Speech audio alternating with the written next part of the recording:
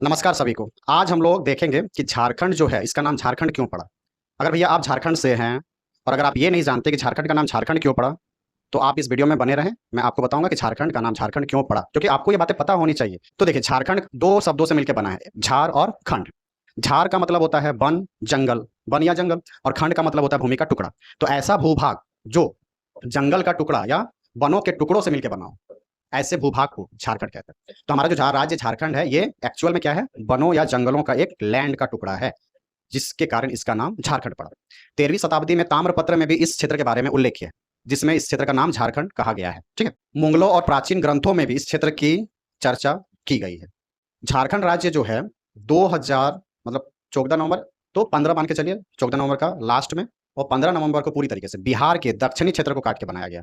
मतलब बिहार का दक्षिण वाला हिस्सा को अलग कर दिया गया और इस क्षेत्र का नाम झारखंड रखा गया। झारखंड अपना संस्कृति, खनिज संपदा के कारण खूब चर्चा में रहती है, क्योंकि यहाँ पर खनिज संपदा जो है भरपूर मात्रा में पाए जाते हैं। आपको यह जानकर आश्चर्य होगी कि झारखंड जो है इस देश को 50% कोयला दे रहा है। दुनिया में जितनी भी फैक्ट्रियां, जितनी भी कंपनियां हैं, इस कंपनी को चलने के लिए आग चाहिए और उसके लिए वो कोयला खरीदता है। तो सोचिए, 50% कोयला झारखंड से जाता है, और इतनी ज्यादा खनिज संपदा होने के बावजूद भी झारखंड पिछड़ा हुआ है।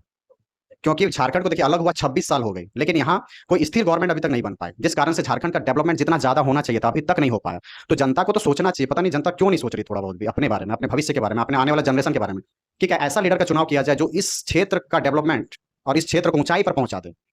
लेकिन हम लोग ऐसा बिल्कुल नहीं कर पाते हैं, है ना।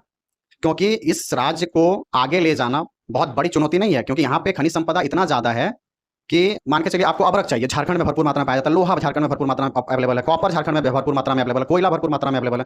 फिर भी अगर इस राज्य की स्थिति इतनी बिगड़ी हुई है कि पिछड़े राज्यों में गिना जाता है, तो ये बहुत दुख का ही विषय है। तो आपको सोचना चाहिए अपने लीडर का चुनाव करते वक्त। मैं सिर्फ इतना बताने की कोशिश कर रहा हूं कि इस राज्य का विकास होना चाहिए, क्योंकि ये राज्य विकसित बहुत जल्द हो जाएगा अगर कोई लीडर चाहे। लेकिन यहाँ करप्शन इतना ज्यादा है, इतना ज्यादा है कि जो यहाँ का संपत्ति है, एक्चुअल में जिसका हकदार यहाँ की जनता है, वो किसी और के पास जा रही है, किसी और का तिजोरी भर रही है, जिस कारण से यहाँ का विकास बहुत कम देखने को मिलता है। यहाँ पे अभी तक बहुत सारे ऐसे गांव मिलेंगे आपको, आदिवासी गांव, जहां पे सड़क तक मुहैया नहीं करवाई जा पाई है 26 साल हो जाने के बावजूद भी।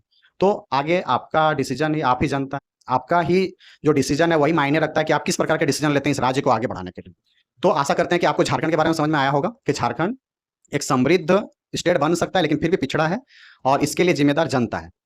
ठीक है, तो झारखंड का मतलब आपको समझ में आया होगा कि झाड़ और पर्वत जंगलों का एक टुकड़ा को हम लोग क्या कहते हैं, झारखंड कहते हैं, और ये वनों और जंगलों से घिरा हुआ राज्य है। ठीक है, तो मिलते हैं नेक्स्ट वीडियो में इसी प्रकार से झारखंड के बारे में रोचक जानकारी आपको देते हुए। तो अभी के लिए धन्यवाद, थैंक यू।